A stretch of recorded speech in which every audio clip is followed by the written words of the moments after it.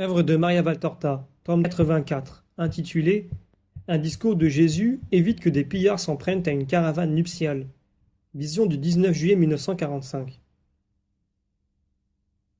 Là où nous allons nous rendre, c'est moi qui vais parler, dit le Seigneur, tandis que la troupe s'enfonce progressivement dans des vallées qui partent à l'assaut de la montagne par des chemins difficiles, caillouteux, étroits, qui montent, descendent, perdent l'horizon de vue pour le retrouver ensuite jusqu'à ce que la petite troupe, enfin, arrivée à une vallée profonde après une descente très raide, sur laquelle, comme dit Pierre, seul le bouc se sent à l'aise, puisse se reposer, dîner, se rafraîchir auprès d'une source au débit abondant. D'autres personnes sont éparpillées dans l'herbe et les bosquets et prennent leur repas comme Jésus et ses disciples. C'est un endroit où l'on s'arrête parce qu'il est à l'abri des vents, avec des prés agréables et de l'eau. Il y a des pèlerins en route pour Jérusalem, des voyageurs qui se rendent peut-être au Jourdain, des marchands d'agneaux destinés au temple, des bergers avec leurs troupeaux. Certains font le voyage sur des montures, la plupart à pied. Or voilà qu'arrive une caravane nuptiale tout ornée pour la fête. L'or brille sous les voiles dont s'enveloppe l'épouse, qui sort à peine de l'enfance, accompagnée de 2 matrones toutes scintillantes de bracelets et de colliers, et d'un homme, peut-être le paranymphe, sans compter 2 serviteurs. Ils sont arrivés sur des ânes empanachés et couverts de grelots et se retirent dans un coin pour dîner, comme s'ils avaient peur qu'un regard des voisins ne viole la petite épouse. Le paranymphe, ou peut-être un parent, monte la garde, l'air menaçant, pendant que les femmes mangent. Ils font en effet l'objet de la curiosité la plus vive, et sous prétexte de demander du sel, un couteau, une goutte de vinaigre, il y a toujours quelqu'un qui va trouver l'un ou l'autre pour savoir si l'épouse est connue, où elle va, et plein de belles choses du même genre. Quelqu'un, de fait, sait d'où elle vient et où elle va, et il est bien content de raconter tout ce qu'il sait, excité par un autre qui le fait parler en lui versant un vin généreux. Par moments, les détails les plus secrets des 2 familles sont étalés.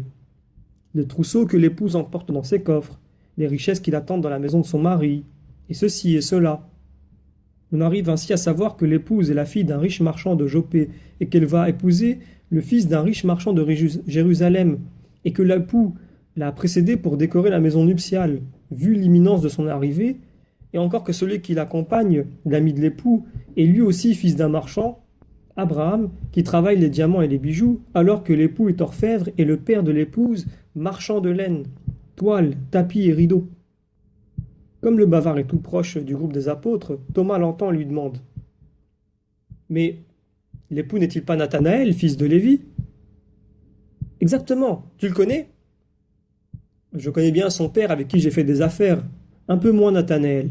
C'est un riche mariage. » Et l'épouse est heureuse, elle est couverte d'or. Abraham, parent de la mère de l'épouse et père de l'ami de l'époux, s'en est fait un point d'honneur, et de même l'époux et son père. On dit qu'il y a dans ces coffres la valeur de plusieurs talents d'or. Bigre, s'exclame Pierre en sifflant d'étonnement. Et il ajoute Je vais voir de plus près si la principale marchandise correspond au reste. Il se lève avec Thomas et ils vont faire un petit tour autour du groupe nuptial. Ils regardent attentivement les 3 femmes qui forment un amas d'étoffes et de voiles, d'où émergent les mains et les poignets couverts de joyaux et d'où filtrent des scintillements aux oreilles et au cou. Et ils dévisagent le paranymphe fanfaron, qui paraît devoir repousser des corsaires partis à l'assaut de la jeune fille, tant il fait le bravache. Ils regardent aussi de travers les 2 apôtres, mais Thomas le prie de saluer Nathanaël, fils de Lévi, de la part de Thomas, surnommé Didyme. Et la paix est faite. Si bien faite que, pendant qu'il bavarde, la petite épouse trouve le moyen de se faire admirer, en se levant de façon que le manteau et le voile tombent, et qu'elle apparaisse dans toute sa grâce physique et vestimentaire avec sa richesse d'idole. Elle peut avoir 15 ans tout au plus, et de ses yeux malicieux. Elle fait la belle malgré la désapprobation des matrones. Elle défait ses tresses et les réajuste à l'aide d'épingles précieuses. Elle serre sa ceinture ornée de pierreries, d'élasses, ôte ses sandales et les remet bien serrées par des boucles en or, et entre-temps trouve le moyen de montrer sa magnifique chevelure noire, ses belles mains et ses bras gracieux, sa taille fine, sa poitrine et ses hanches bien formées, son petit pied parfait et tous ses colliers qui tintent et brillent aux dernières lueurs du jour et aux flammes du premier feu de bois. Pierre et Thomas reviennent. Thomas dit « C'est une belle enfant. Et une parfaite coquette. Elle sera... Mais ton ami Nathanaël apprendra bien vite que quelqu'un lui tient le lit au chaud pendant que lui, il tiendra l'or au chaud pour le travailler. Et son ami est un parfait imbécile. Il l'a bien confié, sa petite épouse. Achève Pierre en s'asseyant parmi ses compagnons. L'homme qui faisait parler l'autre imbécile ne m'a pas plu, bougonne Barthélemy. Quand il a appris tout ce qu'il voulait savoir, il est parti du côté de la montagne. C'est un mauvais endroit, et c'est un temps idéal pour les coups de main des brigands. Nuit de lune, chaleur épuisante, arbres couverts de feuilles. Cet endroit ne me plaît pas. Il valait mieux poursuivre notre route. Et cet imbécile qui a révélé tant de richesses, et cet autre qui joue aux héros et aux gardiens devant les ombres et qui ne voit pas les corps réels. Eh bien, je veillerai sur les feux. Qui vient avec moi? Dit Pierre. Moi, Simon, répond Simon le Zélote. Je résiste bien au sommeil. Plusieurs, surtout des voyageurs isolés, se sont levés et sont partis par petits groupes. Il reste des bergers avec leurs troupeaux, la troupe nuptiale, celle des apôtres ainsi que 3 marchands d'agneaux qui dorment déjà. La petite épouse, elle aussi, dort avec les matrones sous une tente montée par les serviteurs. Les apôtres se cherchent une place. Jésus s'isole pour prier. Les bergers font un grand feu au centre de l'emplacement où ils se trouvent. Pierre et Simon en font un autre sur le sentier escarpé, par lequel s'est éclipsé l'homme qui a donné des soupçons à Barthélemy. Les heures passent et ceux qui ne ronflent pas somnolent. Jésus prie. Le silence est total. La sourbe semble se taire, elle aussi. Elle qui resplendit sous les rayons de la lune déjà haute dans le ciel et qui éclaire parfaitement le campement alors que les pentes restent à l'ombre sous les feuillages épais. Un gros chien de berger gronde. Un berger lève la tête. Le chien se dresse et son poil se hérisse sur son échine. Il reste à l'arrêt et écoute. Il tremble même quand le sourd grondement qui trahit son émotion se fait plus fort. Simon, lui aussi, lève la tête et secoue Pierre qui somnole. Un bruissement presque imperceptible provient du bois. Allons trouver le maître et faisons-le venir, se disent-ils. En même temps, le berger réveille ses compagnons. Ils sont tous à l'écoute sans faire de bruit. Jésus s'est levé lui aussi, avant même qu'on l'appelle, et il va rejoindre les 2 apôtres. Ils se réunissent près de leurs compagnons et donc près des bergers, dont le chien donne des signes de plus en plus manifestes d'agitation. Appelez tous ceux qui dorment. Dites-leur de venir ici sans bruit, en particulier les femmes et les serviteurs avec les coffres. Prévenez-les qu'il y a peut-être des brigands. N'avertissez pas les femmes, mais tous les hommes. Les apôtres se dispersent pour obéir au maître qui dit au berger « Alimentez fortement le feu, afin qu'il donne une flamme très vive. » Les bergers obéissent, et comme ils paraissent agités, Jésus les rassure. « Ne craignez rien, on ne vous prendra pas même un flocon de laine. » Les marchands surviennent et murmurent « Ah, nos bénéfices !» Ils ajoutent une litanie de reproches à l'adresse des gouvernants romains et juifs qui ne débarrassent pas le monde des voleurs. « Ne craignez rien, vous ne perdrez pas une seule pièce de monnaie, dit Jésus pour les calmer. Les femmes arrivent en pleurs, affolées, car le courageux paranymphe, mort de peur, les effraie en gémissant. « C'est la mort par la main des brigands !» Ne craignez rien, on ne vous effleurera pas même d'un regard, dit Jésus pour les réconforter.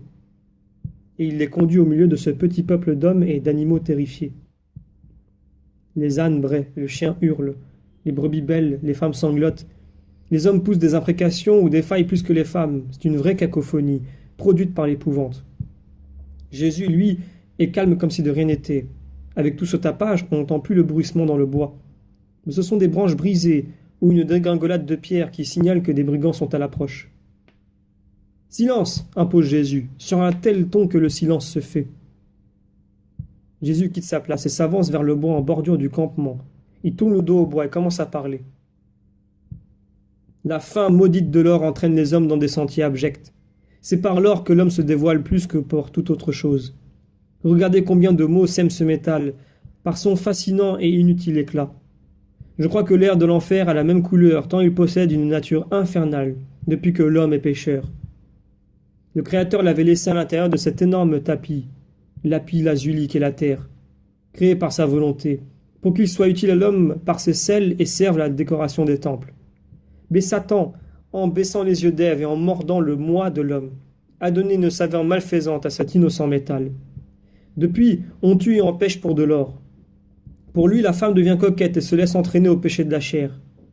Pour lui, l'homme devient voleur, usurpateur, homicide, dur à l'égard de son prochain et à l'égard de son âme qu'il dépouille de son véritable héritage, pour se procurer ce qui est éphémère, à l'égard de son âme à laquelle il dérobe son trésor éternel, pour lui donner quelques écailles brillantes qu'il devra quitter à sa mort.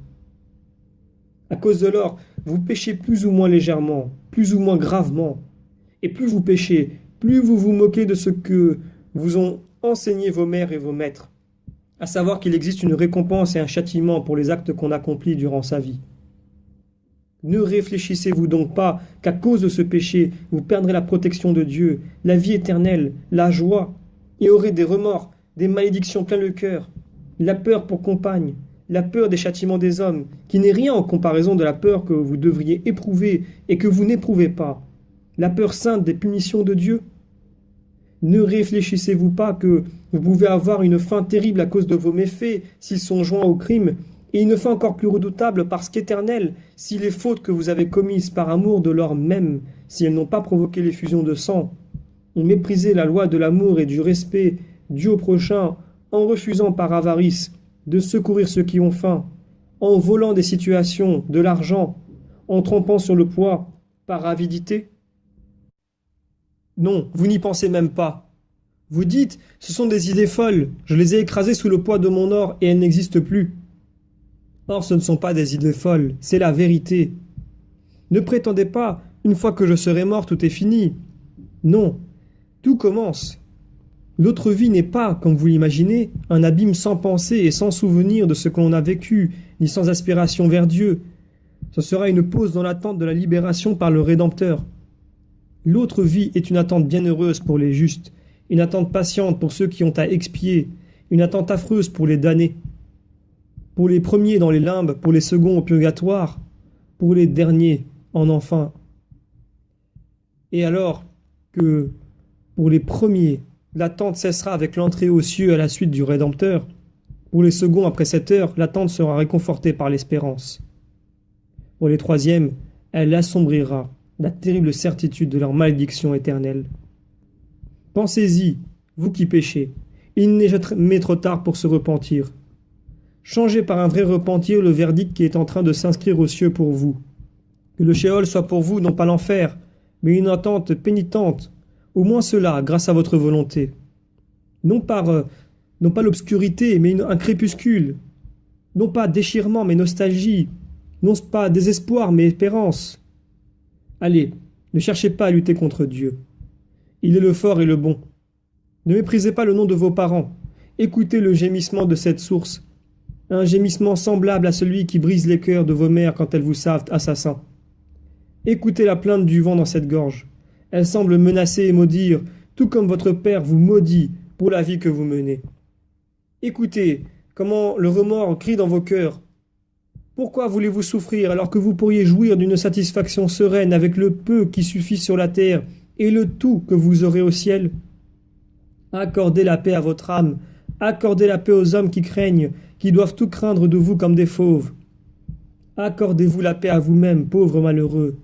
Tournez les yeux vers le ciel, débarrassez votre bouche de la nourriture empoisonnée, purifiez vos mains qui ruissellent du sang de vos frères, purifiez votre cœur. J'ai foi en vous. C'est pour cela que je vous parle, car si le monde entier vous hait et vous craint, moi je ne vous hais pas, je ne vous crains pas, mais je vous tends seulement les mains, pour vous dire, levez-vous, venez, redevenez doux parmi les hommes parmi les hommes. Je vous crains si peu que je dis maintenant à tous ceux qui sont ici, retournez vous reposer, sans rancœur, pour ces pauvres frères. Priez pour eux. Moi je reste à les regarder d'un regard d'amour et je vous jure qu'il n'arrivera plus rien. Car l'amour désarme les violents et rassasie les avides. Que soit béni l'amour, vraie force du monde, force inconnue et puissante, force qui est Dieu. Il se tourne alors vers tous ceux qui campent. Allez, allez, ne craignez pas. Il n'y a plus ici de malfaiteurs, mais des hommes effrayés et des hommes qui pleurent. Celui qui pleure ne fait pas de mal. Dieu veuille qu'ils restent comme ils sont maintenant. Ce serait leur rédemption.